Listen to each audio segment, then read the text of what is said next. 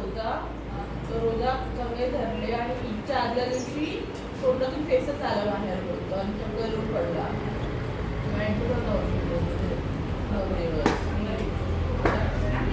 Doctor बोलले ते रोजा ठेवलं. किती वाजले?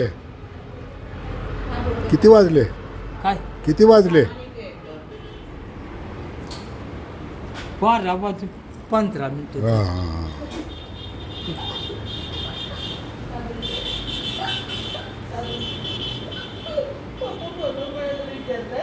किती वाजले ते काकात ना नाही त्यांनाच विचारलं मी. घड्याळ दाखवला ते बघा 12 वाजून 15 मिनिटं झाली. आता शेरडं कधी सोडणार?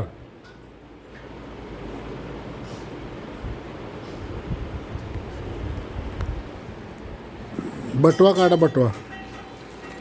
हावची पाठवा लय भारी आहे एवढा. हां दाखवा काय काय असतं त्याच्यात.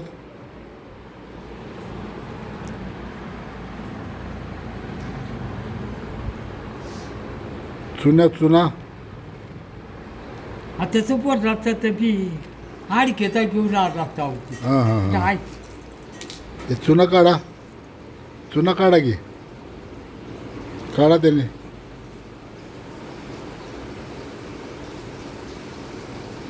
लावा तंबाखूला.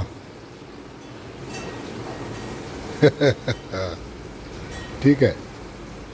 हे आमचे पाहुणे आहेत भीमा अण्णांचे मेहुणे. खूप प्रेम करतात.